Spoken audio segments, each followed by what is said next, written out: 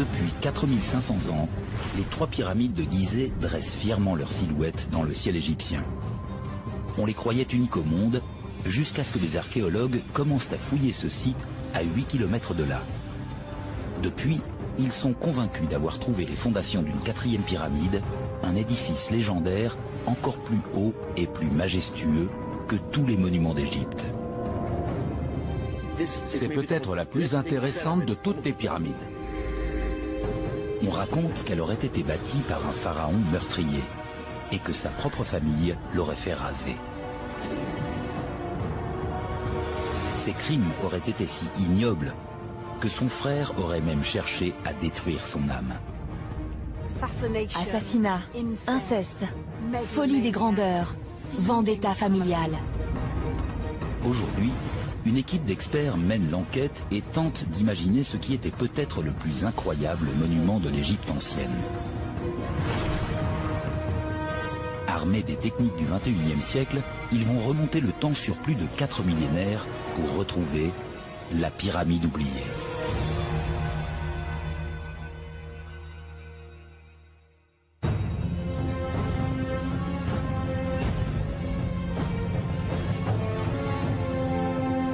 L'Antiquité a doté l'Égypte d'un patrimoine incomparable.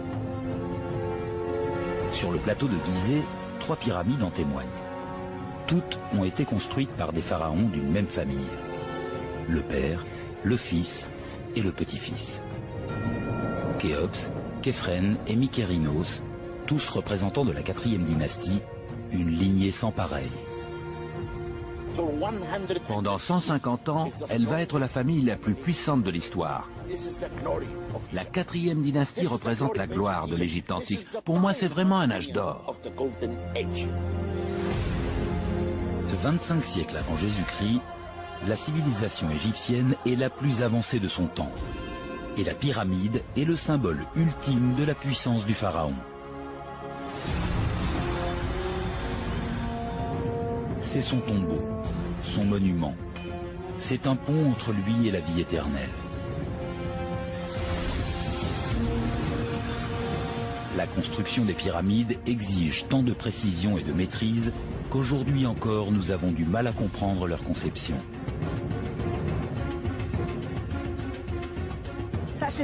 C'est seulement quand on est près des énormes blocs qui ont servi à construire ces pyramides que l'on comprend l'ampleur de ce qu'ils ont accompli. Rien que pour la pyramide de Khéops, il a fallu 2 300 000 blocs de pierre. Chacun pesait dans les 2 tonnes. C'est pour ça que depuis 4500 ans, on considère les pyramides comme l'une des plus belles réalisations de l'homme. Chaque année, plus de 9 millions de touristes se pressent pour admirer ces 3 pyramides.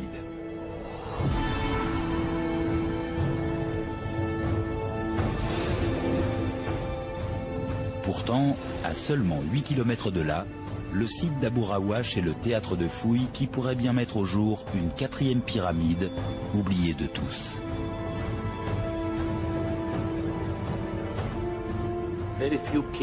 Peu de gens viennent ici. En Égypte, il y a des endroits que personne ne connaît. Les visiteurs ne veulent voir qu'une seule chose, la pyramide de Khéops. Les archéologues s'interrogent. Ils pensent que le monument qui se dressait ici date de la même période que la pyramide de Khéops. Il était peut-être même plus haut et plus imposant que sa voisine. Il pourrait s'agir du chef-d'œuvre absolu de l'âge d'or égyptien. Dès qu'on dit pyramide, on pense à la 4e dynastie. Parce que les plus beaux exemples de pyramides, les plus grandes, les plus solides, celles qui ont survécu à l'épreuve du temps, sont celles de cette dynastie. À Abu Rawash, il ne reste que des ruines. Et le site est au cœur d'une zone militaire.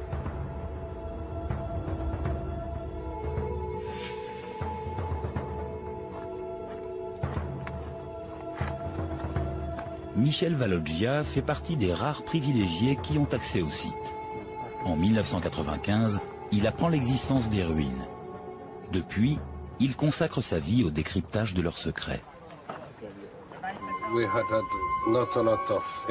Les rares informations à notre disposition étaient anciennes.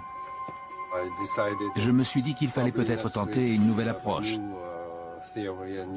Ce qui impliquait évidemment de fouiller la zone. C'est sous haute surveillance que ces fouilles délicates et un peu mystérieuses se déroulent depuis plus de 10 ans. Zahi Hawass, directeur du Conseil suprême des antiquités égyptiennes, a autorisé un groupe d'experts à pénétrer sur le site.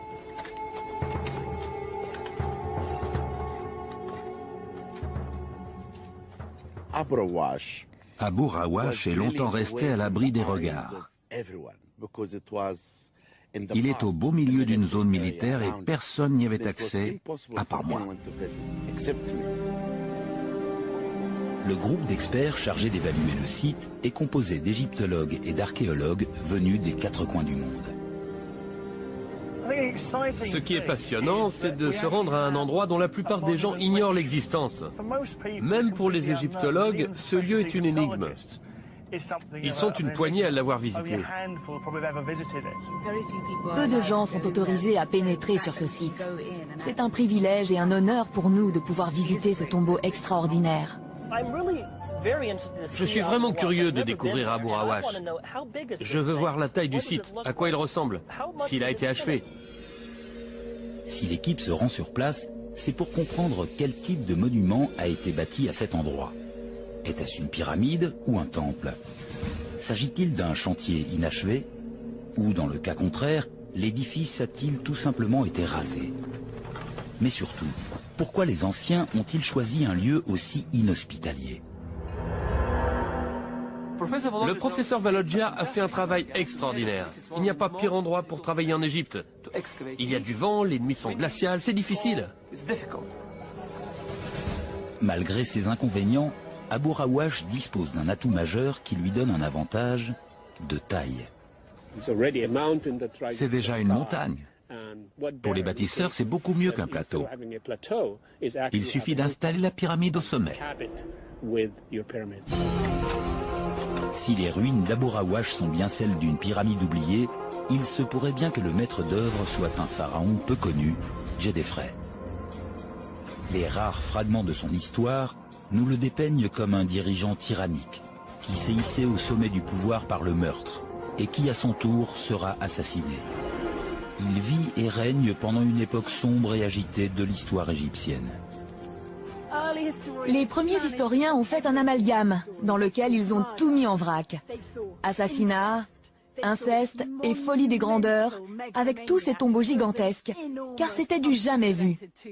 Tout ça se résumait pour eux à un cocktail d'intrigues sulfureuses.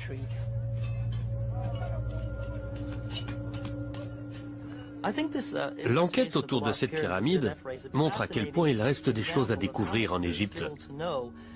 On s'intéresse à un endroit et tout à coup, une nouvelle porte s'ouvre. Le site d'Abu Rawash est clairement lié à Djedefre. C'est le premier indice qu'une pyramide y a peut-être été construite. On y a découvert de nombreuses représentations du pharaon. Et puis, les pyramides étaient la marque de fabrique de sa famille, une tradition initiée par son grand-père. À 30 km plus au sud, sur le site de Dachour, on trouve 2 édifices exceptionnels. Ils marquent le début d'un cycle de construction monumentale. La pyramide rhomboïdale et la pyramide rouge ont été érigées sur l'ordre de Snéfrou, le grand-père de Djedefre. Ces chantiers engloutiront plus de pierres taillées que ceux entrepris par les autres pharaons. Lorsqu'elles sont achevées vers 2589 avant Jésus-Christ, ces pyramides sont les monuments les plus hauts du monde. Mais Khéops, fils et successeur de Snéfrou, veut faire encore mieux. Il construit la plus grande pyramide de tous les temps.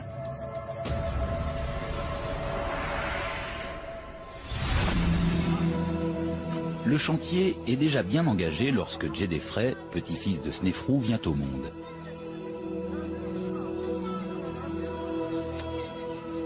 Il grandit entouré de son aîné, Kawab, de son jeune frère, Képhren, et de sa sœur, Hétépérès.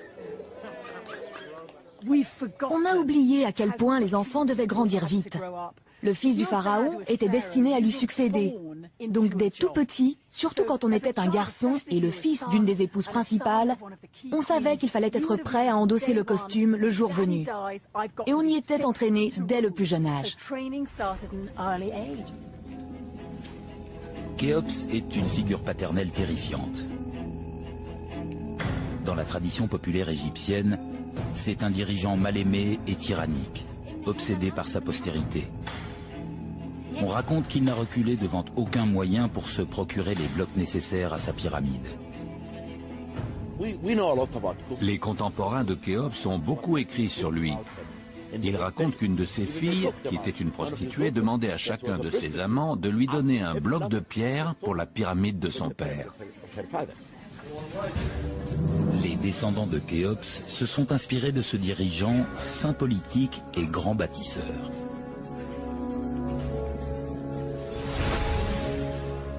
En guise de tombeau, Khéops a édifié la grande pyramide. Et des pharaons qui lui ont succédé l'ont copié. Djedefre est le seul de sa dynastie dont on n'a jamais retrouvé la pyramide. Djedefre s'est forcément construit une pyramide. C'est le petit-fils de Snéfrou, le plus grand bâtisseur de pyramides de tous les temps. C'est le fils de Khéops qui a édifié la plus grande pyramide connue. Donc dès qu'il est monté sur le trône, il a dû penser à son propre temple de résurrection, à sa propre pyramide. Nos archéologues doivent remonter le temps pour découvrir l'histoire de ce site. Qui étaient ceux qui l'ont construit il y a 4500 ans? Quels monuments ces bâtisseurs ont-ils imaginés? On ignore encore quelle technique cet édifice a mobilisé et quel trésor il recelait.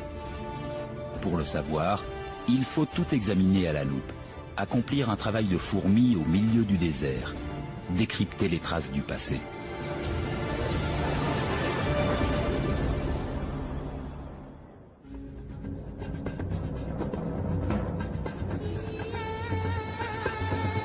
Ces ruines sont peut-être tout ce qui reste de la plus grande merveille d'Égypte, la mythique 4e pyramide, celle du fils de Khéops. L'histoire est sur le point d'être réécrite.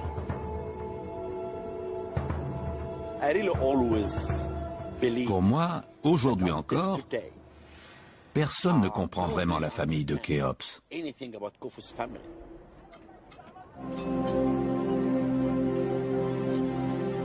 Des archéologues fouillent le site depuis plus de 10 ans. Si leurs hypothèses se confirment, toute notre vision de l'âge d'or égyptien sera bouleversée. Était-ce une pyramide? Et dans ce cas, pourquoi n'est-elle plus qu'un gros monticule? Si une pyramide se dressait effectivement ici, on devrait pouvoir imaginer son apparence. Toutes celles de cette période suivent en effet les mêmes principes directeurs. Pour savoir lesquels, il suffit de se rendre à Saqqara. On y trouve la plus vieille pyramide connue d'Égypte. Les suivantes lui ont toutes emprunté quelque chose. C'est en quelque sorte un prototype. Voici la pyramide à degrés. C'est ma préférée, parce que c'est la première pyramide en pierre, le modèle original. Après elle, des centaines d'autres vont fleurir dans toute l'Égypte. C'est incroyable, il n'y a qu'une 50aine d'années entre la construction de celle-ci et l'époque de Djedefre. Avant l'époque des pyramides, la dépouille du pharaon reposait dans un mausolée rectangulaire, le mastaba. Le bâtiment, de plein pied, était érigé au-dessus d'une chambre funéraire souterraine. La pyramide à degrés se démarque de cette structure très simple. La pyramide à degrés nous fait faire un voyage dans le temps. On voit bien à quel point la forme de ces monuments a évolué, jusqu'à devenir le tombeau standard des pharaons. Au départ, c'était un mastaba, et puis au fil de la construction, comme dans un jeu, on en a rajouté un par-dessus, puis deux, et ainsi de suite. Et au final, on a une pyramide. Un escalier de 6 marches qui monte vers le ciel.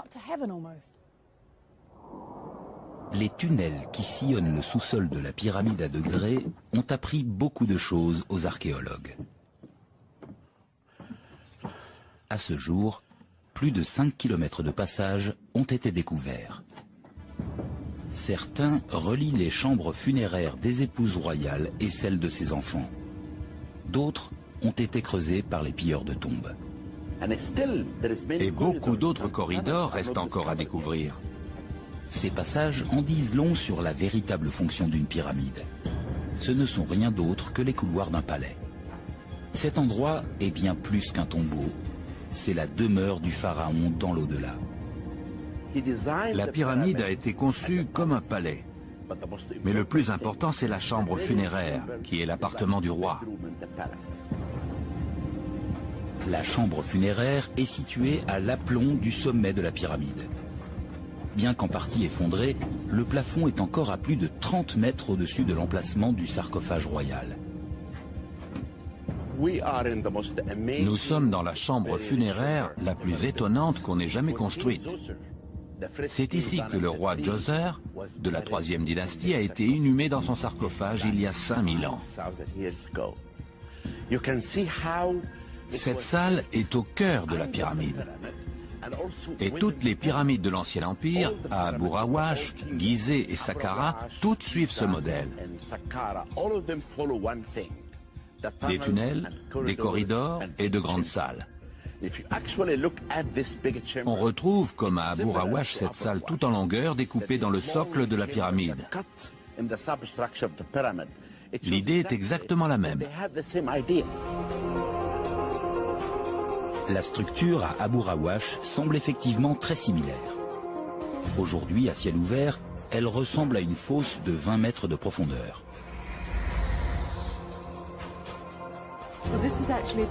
On a là tout ce qui reste du corridor d'accès. Les pierres qui font saillie de chaque côté supportaient le granit qui habillait les parois.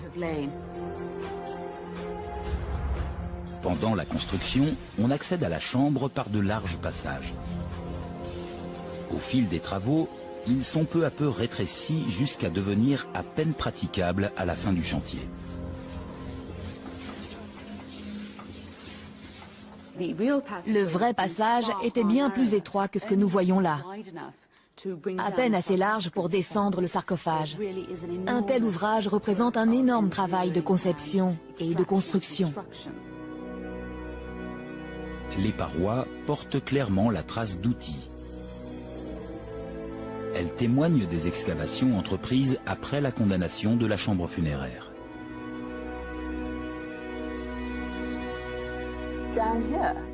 À mes pieds, c'est un trou creusé par des pilleurs. Il était sûrement relié à l'extérieur par un tunnel dont on voit la trace sur la pierre. Le faste des funérailles égyptiennes est légendaire. Et l'appât de l'or a toujours attisé la convoitise des pilleurs de tombeaux. Ils voulaient pénétrer dans la chambre funéraire parce qu'ils l'imaginaient pleine de monceaux d'or. Ils sont passés par là. Creuser un tunnel à la main prend des semaines d'efforts. Sans compter qu'il faut avancer à l'aveugle. Les pilleurs n'ont aucun plan. Ils choisissent l'endroit qui leur paraît le meilleur et entament leur travail de sape. À Abu Rawash, on voit nettement comment les choses se sont passées. Ici, les voleurs se sont trompés. Ils ont continué à creuser vers le bas, ce qui leur a fait perdre une semaine ou deux. Ça a dû les rendre furieux. Ils ont loupé l'accès à la salle funéraire. Si l'on considère le mal que les voleurs se sont donné et la présence des tunnels d'accès pour les bâtisseurs, on tient déjà deux preuves solides qu'il s'agissait bien d'une chambre funéraire. Dans ce cas, elle devait être bien protégée, avec des systèmes qu'on peut encore voir dans la pyramide de Khéops.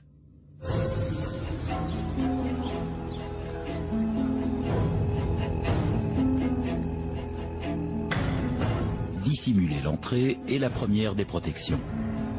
Les quatre faces paraissent identiques. Pour dénicher la minuscule entrée, il fallait retirer des centaines de blocs de pierre de plus de 2 tonnes. Jusqu'au 9e siècle de notre ère, on ne connaissait pas l'entrée principale de cette pyramide. Personne ne l'avait trouvée. Le rêve de tout pharaon était bien sûr de créer une chambre funéraire inviolable, totalement à l'abri des pilleurs.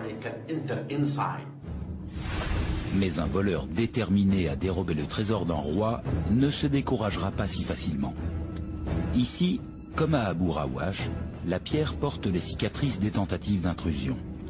Et ça, malgré les protections magiques gravées sur les murs. Les bâtisseurs ont donc ajouté des défenses plus tangibles. Cet accès à la chambre du roi était condamné par 3 blocs de granit. À l'époque, c'était ce que les Égyptiens avaient de plus solide.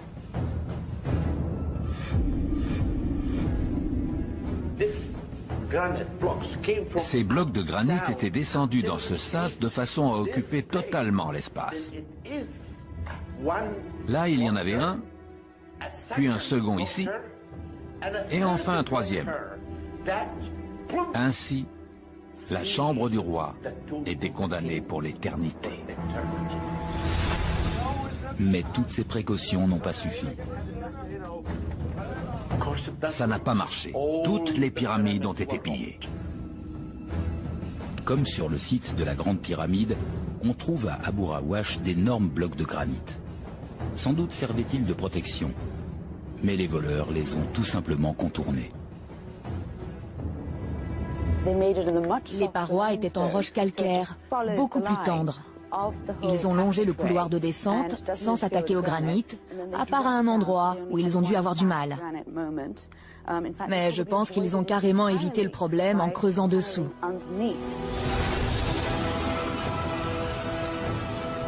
Tous les indices indiquent que la chambre funéraire de Djedefre se trouvait bien là et qu'elle a été pillée.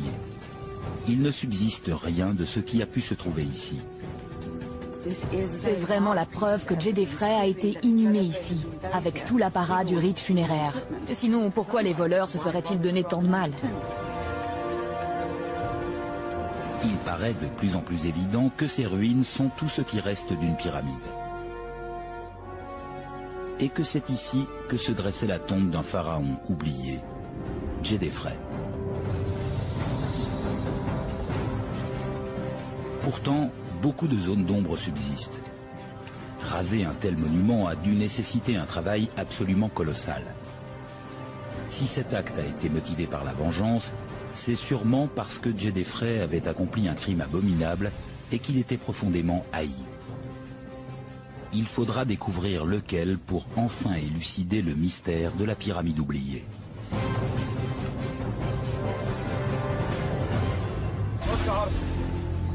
Oui. La plupart de nos connaissances sur ces lieux remontent aux premières fouilles du site. Elles ont été réalisées au début du XXe siècle par l'archéologue français Émile Chassinat.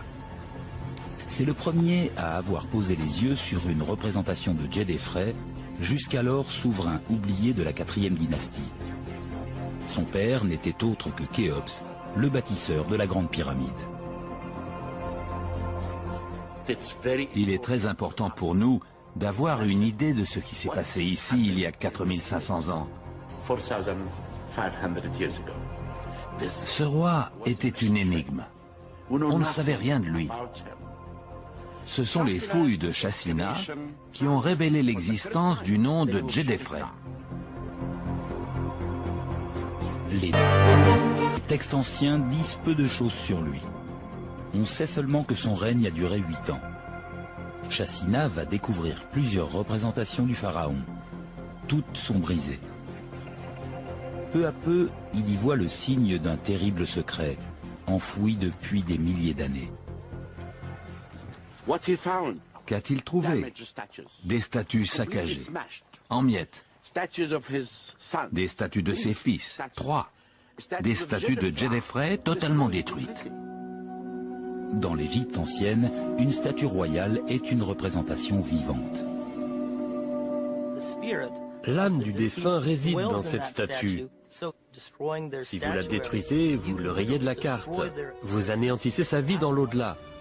Vous effacez son existence, non seulement sur Terre, mais aussi dans le monde des morts, pour l'éternité. Défigurer une statue, c'est vouer la personne qu'elle représente à la damnation. son âme ne reposera plus en paix. Ce ne sont pas des statues décoratives ou commémoratives. Elles sont là pour entretenir le culte du roi. Si vous les brisez, elles perdront leur pouvoir. Elles ne seront plus à même de nourrir l'âme du défunt. Et il mourra une seconde fois dans l'au-delà. Les premiers archéologues sont alors convaincus que la destruction des statues est un châtiment pour un crime atroce. Pour eux, quelqu'un a voulu condamner Djedefre à l'oubli éternel.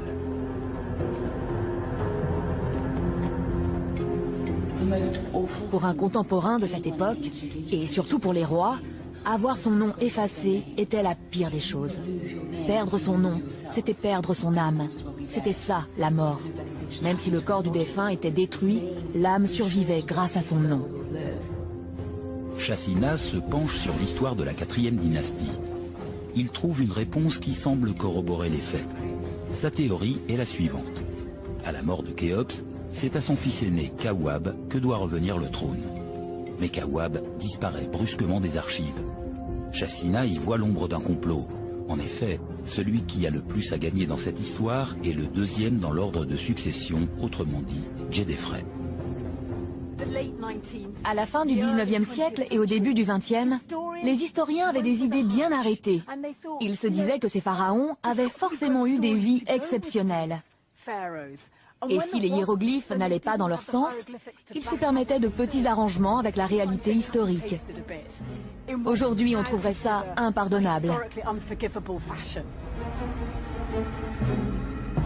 Chacina se sert d'un élément déjà connu pour étayer sa théorie. Djedefre, sitôt son frère mort, épouse sa veuve qui n'est autre que sa propre sœur. Émile Chacina a fait de cette histoire un véritable polar. Djedefre tue l'héritier légitime, s'empare du pouvoir et quitte Gizeh. La thèse de Chacina va peu à peu s'étoffer. Alors que la construction de sa pyramide a commencé, Djedefre est à son tour assassiné par son demi-frère. Celui-ci restaure la tradition en édifiant sa pyramide à Gizeh. Puis il poursuit sa vengeance à l'encontre de Djedefre en détruisant son nom, son image et son âme. Voilà l'histoire qu'imagine Émile Chacina. Chacina trouve les statues brisées et il se dit peut-être que Djedefre a pris le pouvoir après avoir tué Kaoub, son aîné, et qu'ensuite il est tombé sous les coups de son jeune frère Khéphren. D'un personnage un peu flou, il a fait un être infâme. Pour Chacina, l'affaire est entendue. Il se désintéresse de cette histoire et se tourne vers des sites plus prestigieux. Pendant un siècle, les ruines d'Abu Rawash resteront fermées, abandonnées de tous. Aujourd'hui, les archéologues doivent faire la part entre réalité et fiction.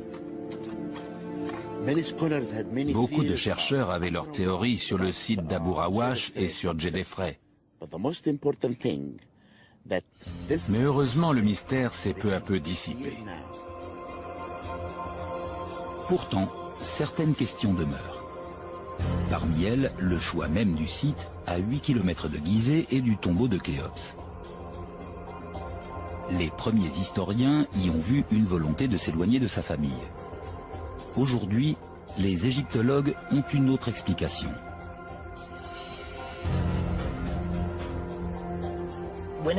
Quand un nouveau souverain accède au trône, il lui appartient de choisir l'apparence de son tombeau et son emplacement. Pour un pharaon, une pyramide n'est pas une simple tombe. C'est avant tout une façon d'affirmer son pouvoir de son vivant. N'importe quel paysan qui arrivait en ville voyait de loin ces symboles de puissance. C'était impressionnant. Ils étaient visibles à des kilomètres. Djedefre doit inscrire sa grandeur dans la pierre. Il doit construire un monument aussi majestueux que ceux des pharaons qui l'ont précédé.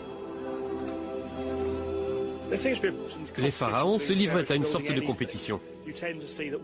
Chaque génération essayait de construire plus grand que la précédente. Évidemment, il arrive un moment où on ne peut plus surpasser ses ancêtres. Mais Djedefre, lui, ne s'est pas attaché à la taille de sa pyramide. Ce qu'il voulait, C'était un emplacement exceptionnel. Certains experts pensent qu'il a choisi le sommet d'une colline pour une raison toute simple. S'il a 25 ou même 30 ans quand il devient roi, et qu'il s'attend à vivre jusqu'à 35 ou 45 ans, il sait qu'il est trop vieux pour se lancer dans un chantier trop important. Le choix d'Abu Rawash aurait donc été un moyen de gagner du temps. Les 121 mètres de dénivelé offrent un avantage de taille. Il suffit de surmonter le sommet d'une pyramide. Vassil Dobrev n'a pas tout à fait la même vision des choses. Pour lui, le site a été choisi pour une toute autre raison. Nous sommes ici sur une hauteur, un endroit symboliquement proche du soleil. C'est pour cela qu'il a voulu construire ici, pour vénérer le soleil. Djedefre est le premier roi d'Égypte à se donner le titre de fils de Ra. Voilà pourquoi on peut penser que ce monument était en fait un temple dédié au soleil. Comparables aux pyramides, les temples solaires égyptiens étaient des constructions monumentales. Il est fort possible que ces ruines soient celles du premier d'entre eux. Les temples solaires se sont multipliés dans le siècle qui a suivi le règne de Djedefre. Les autres experts veulent trouver la preuve irréfutable qu'il s'agit bien du tombeau de Djedefre. Après quoi, ils pourront tenter de recréer l'une des merveilles disparues d'Égypte.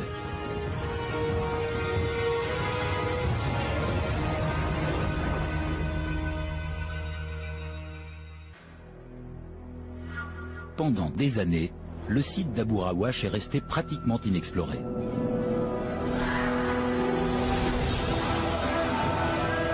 Mais il y a 4500 ans, c'est un chantier qui fourmille d'activité. Sous l'autorité du pharaon Djedefre, des centaines d'ouvriers halent des blocs de 2 tonnes depuis la vallée du Nil en contrebas jusqu'à cette colline, 121 mètres plus haut. Les maçons du souverain ont pour mission de construire le plus haut monument d'Égypte.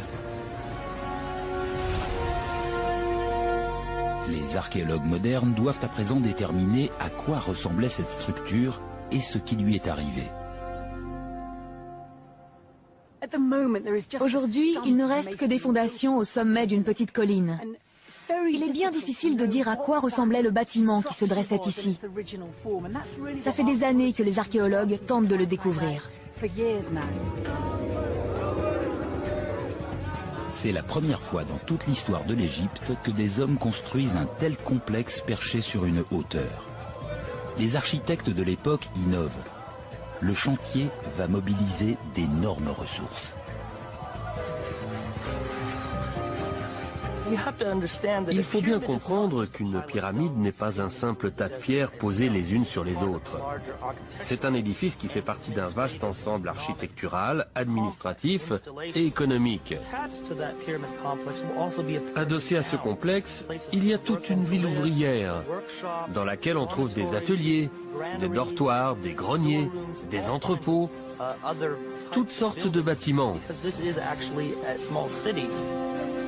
Plus ils en sauront sur la logistique du chantier, plus les chercheurs comprendront la nature et l'échelle de ce qui s'est construit ici. Il y a des éléments qu'on retrouve systématiquement près des pyramides. S'il y en a ici, on pourra dire qu'une pyramide a un jour dominé ce paysage. Les images satellites indiquent la présence d'une chaussée de belle taille créée par l'homme. Il pourrait s'agir du chemin emprunté par la dépouille royale pour son dernier voyage. Mais avant cela, la route a sûrement servi à acheminer des blocs de pierre. Sur la photo satellite, on distingue très nettement un bel escarpement. C'est la pente d'un talus très raide. D'ailleurs, si on se rapproche, on se retrouve pratiquement au bord d'une falaise. Par expérience, les anciens Égyptiens savent qu'ils ne peuvent tracter des blocs de pierre sur des pentes supérieures à 7%. Pourtant, les flancs de cette colline sont 2 fois plus raides. Ils ont contourné le problème en créant une chaussée qui gravissait la colline tout en douceur, depuis la vallée en contrebas.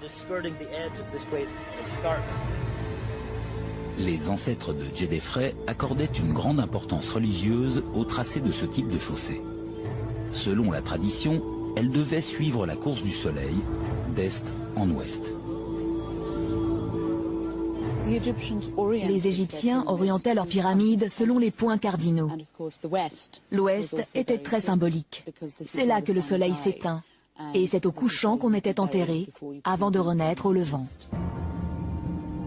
À Abu Rawash, cette chaussée court sur plus d'1,5 km. C'est de loin la plus longue de l'Égypte antique. Ce n'était pas facile à faire. La construction de cette voie d'accès est absolument sans précédent. L'obstacle qu'ils ont eu à surmonter était de taille. Cette pyramide était au sommet d'une montagne. Pour y monter les pierres, il a fallu aménager une chaussée extrêmement longue. Mais le plus frappant, c'est qu'ici, ce chemin va du nord au sud.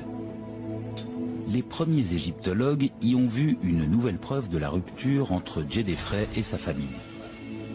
Pour les chercheurs modernes, c'est plutôt le signe qu'il s'est rangé à la solution pratique proposée par ses architectes.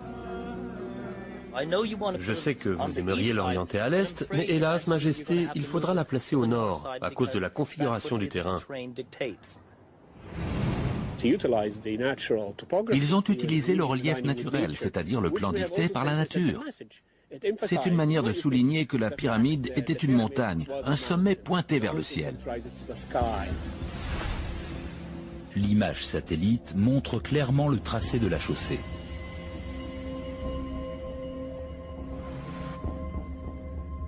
Elle mène directement à une carrière toujours en exploitation 4500 ans plus tard.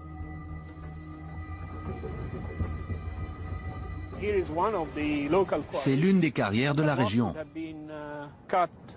Les blocs de pierre y étaient extraits avant d'être acheminés vers le chantier, en haut de cette colline. On estime que pendant la construction de la pyramide de Djedefre, 325 000 tonnes de roches calcaires ont été tirées de cette carrière. On a extrait de cet endroit une quantité énorme de blocs de pierre, assez pour construire une pyramide. Cependant, beaucoup de blocs trouvés à Abu Rawash ne sont pas calcaires. Plusieurs sont en granit. Ils ne viennent pas de la région. Le granit égyptien provient des carrières d'Assouan, à plus de 950 km de là. Les pharaons le faisaient acheminer par le fleuve sur des barges. Le transport ne s'effectuait qu'en période de crue, quand le Nil quittait son lit et inondait les berges. Et pour réceptionner les blocs de pierre qui empruntaient cette voie, les bâtisseurs de la pyramide ont forcément dû construire un port.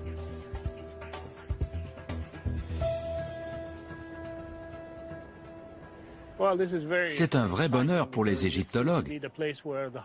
A priori, le port devait être ici, à 2 pas de l'entrée de la vallée où commence la chaussée. C'est un endroit qui présente un grand intérêt. On a de la chance, il n'a pas été construit. On voit bien cette partie en contrebas qui devait accueillir les installations du port et qui était sûrement reliée au Nil par un canal.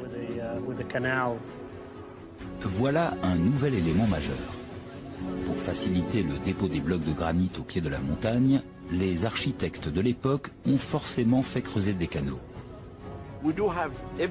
On a la preuve qu'à l'époque de l'Ancien Empire, il y avait un grand canal dont le tracé était parallèle au Nil. Des canaux plus petits partaient de ce canal pour rejoindre les sites de construction des pyramides. C'était la seule façon pour eux d'acheminer des pierres venues d'ailleurs. Les traces encore visibles d'un port, d'une carrière et d'une chaussée indiquent que ce chantier a mobilisé des dizaines de milliers de personnes. Des ouvriers qu'il a fallu loger et nourrir. Les archéologues s'accordent pour dire qu'aucune pyramide n'a pu être construite ici sans infrastructure capable d'accueillir une armée de travailleurs.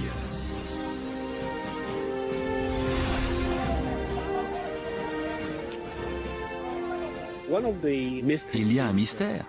Où est donc la ville ou le village des ouvriers?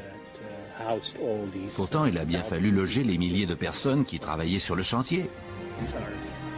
Il manque des pièces au puzzle, mais elles ont forcément existé.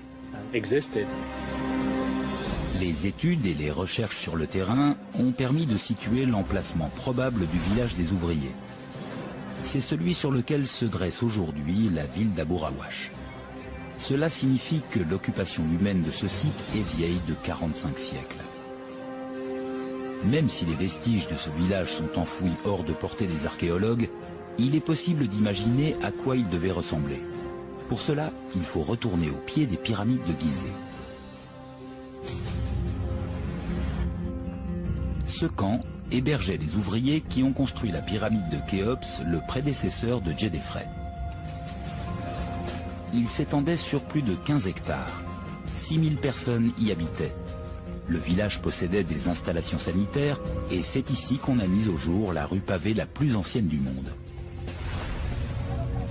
Les archives qui sont parvenues jusqu'à nous nous apprennent qu'ici vivaient des journaliers et des artisans organisés en équipes et nourris selon le labeur accompli. C'étaient des hommes jeunes, dans la force de l'âge. Ils travaillaient pour le pharaon, l'homme le plus puissant sur Terre. Leurs chefs d'équipe étaient des professionnels hors pair, le meilleur maçon, le meilleur architecte. Et on veillait sur eux, parce que pour tirer des blocs de plusieurs tonnes, il faut une excellente condition physique. Tous les indices relevés à Abu Rawash concordent. Il y a bien eu un chantier colossal sur ce site, d'une ampleur similaire à ceux mis en œuvre à Gizeh.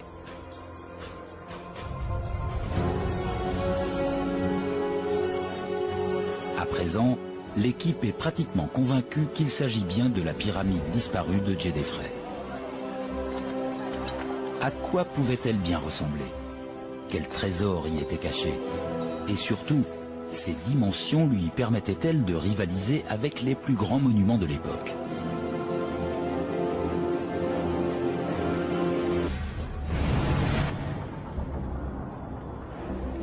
Peu à peu, le mystère qui entoure le site d'Abu Rawash à 8 km du plateau de Gizeh commence à se dissiper. On murmure que la structure qui se dressait ici à 121 mètres d'altitude était plus haute que la pyramide de Khéops, considérée comme le plus haut monument du monde pendant 40 siècles. Notre équipe d'experts aimerait en savoir plus sur sa construction. À première vue, le choix de cet endroit était en soi une idée ingénieuse.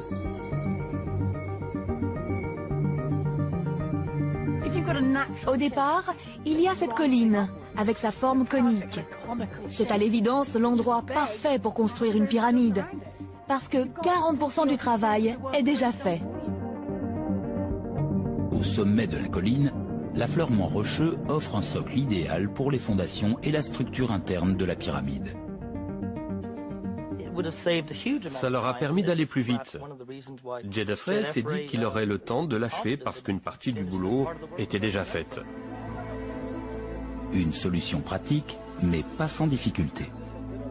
Les ouvriers comprennent vite que l'affleurement rocheux sur lequel ils construisent ne résistera pas au poids de la structure. La solution technique qu'ils adoptent est à l'époque ce qui se fait de mieux.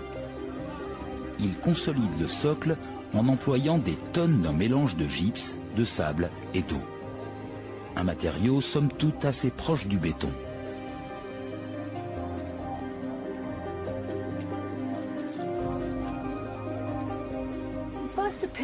À première vue, on dirait que ce mur a été fait par l'homme. Mais en y regardant de plus près, on réalise que c'est la roche sur laquelle la pyramide a été édifiée. Le problème, c'est qu'elle est friable. Alors pour la consolider, ils l'ont enduite de gypse. On voit encore des applications ici et là. Cette consolidation n'est que la première étape. La deuxième, c'est l'utilisation d'une technique éprouvée. Cette méthode de construction a été inventée par les prédécesseurs de Djedefre à Saqqara. Elle a été utilisée pour la toute première pyramide d'Égypte, pratiquement un siècle auparavant. Le secret de la pyramide à degrés, et ce qui fait qu'elle a résisté à l'outrage du temps en gardant sa forme, ce sont ces blocs très particuliers. Ils sont inclinés vers le bas, vers le cœur de l'édifice. Donc même si le sol venait à bouger, la pyramide conserverait son intégrité. Elle est tenue. Une fois qu'on a compris ça, on a une bonne idée de ce qui a été fait à Abu Rawash. L'agencement des blocs avec un léger dévers renforce la stabilité de la pyramide. C'est ce qui assure sa durabilité. Pour mettre toutes les chances de leur côté, les architectes ont aussi utilisé des cales en granit pour coincer les blocs de calcaire. Voici ce qui reste d'une de ces cales. Celle-ci a été taillée, mais si on mesure la partie restante, on voit qu'elle fait 2,50 m. Avant d'être brisée, cette cale en granit devait se prolonger jusqu'à la paroi extérieure de la pyramide. Cela veut dire qu'elle était probablement 2 fois plus grande. Seul un séisme majeur aurait pu faire bouger ces cales. Le granit a l'avantage d'être dur, mais en retour, il est difficile à travailler. Cet outil moderne a une lame dentelée, et pourtant il n'entame même pas le granit. Mais il y a 4500 ans, grâce à une technique toute simple et beaucoup de travail, les architectes de Djedefre ont résolu ce problème. Je vais scier l'extrémité de ce bloc. Je commence par tracer une marque sur la pierre. Le silex, plus dur que le granit, griffe la surface. Ensuite, à l'aide d'une grosse pierre, je vais creuser un sillon sur le bloc. Sur le chantier, les ouvriers utilisent des scies en cuivre. Pour qu'elles puissent entamer le granit, on les leste à chaque extrémité. Puis, du sable est versé dans la rainure. Avec le frottement, les cristaux de quartz qu'il contient s'incrustent dans la lame et la rendent très abrasive. On répète ce va-et-vient des milliers ou des millions de fois et petit à petit, on découpe le granit. Tout ce qu'il faut, c'est du temps. 2 hommes mettent 5 jours pour découper un bloc entier. Un labeur éreintant. Le nombre de pièces de granit découpées trouvées sur le site indique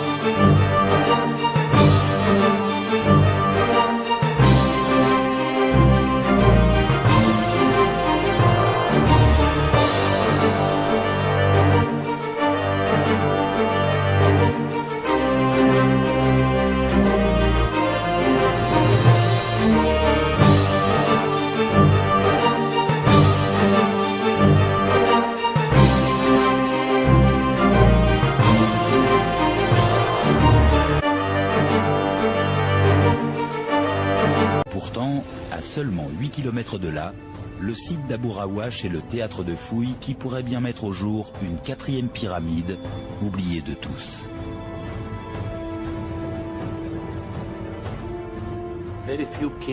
Peu de gens viennent ici. En Égypte, il y a des endroits que personne ne connaît. Les visiteurs ne veulent voir qu'une seule chose, la pyramide de Khéops. Les archéologues s'interrogent. Ils pensent que le monument qui se dressait ici date de la même période que la pyramide de Khéops.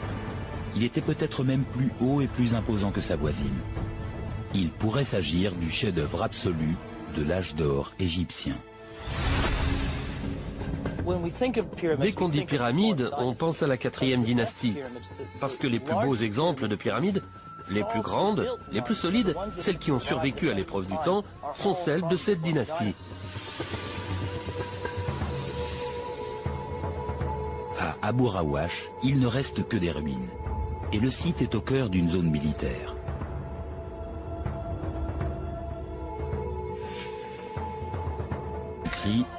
La civilisation égyptienne est la plus avancée de son temps. Et la pyramide est le symbole ultime de la puissance du pharaon. C'est son tombeau, son monument. C'est un pont entre lui et la vie éternelle. La construction des pyramides exige tant de précision et de maîtrise qu'aujourd'hui encore nous avons du mal à comprendre leur conception.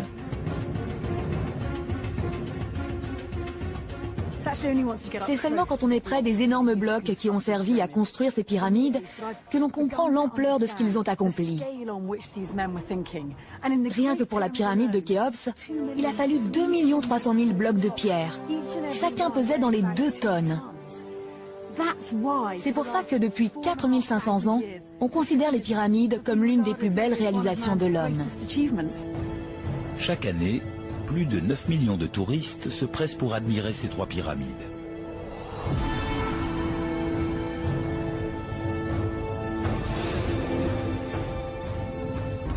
Aujourd'hui, une équipe d'experts mène l'enquête et tente d'imaginer ce qui était peut-être le plus incroyable monument de l'Égypte ancienne.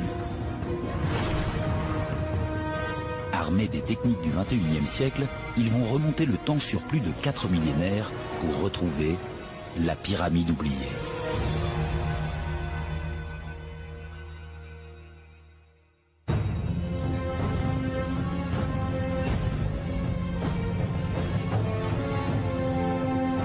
L'Antiquité a doté l'Égypte d'un patrimoine incomparable. Sur le plateau de Gizeh, 3 pyramides en témoignent. Toutes ont été construites par des pharaons d'une même famille. Le père, le fils et le petit-fils. Khéops, Khéphren et Mykérinos, tous représentants de la 4e dynastie, une lignée sans pareille. Pendant 150 ans, elle va être la famille la plus puissante de l'histoire. La 4e dynastie représente la gloire de l'Égypte antique. Pour moi, c'est vraiment un âge d'or. 25 siècles avant Jésus.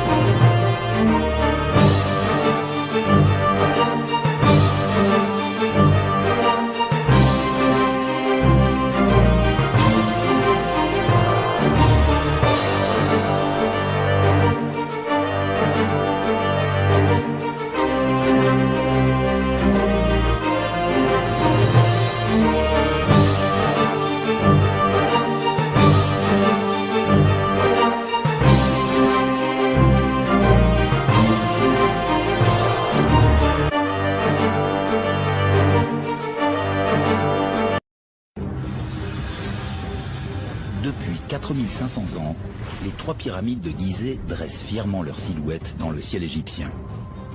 On les croyait uniques au monde, jusqu'à ce que des archéologues commencent à fouiller ce site à 8 km de là.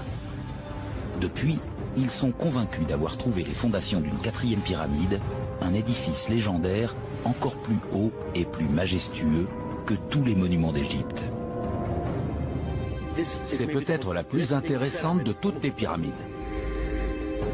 On raconte qu'elle aurait été bâtie par un pharaon meurtrier et que sa propre famille l'aurait fait raser.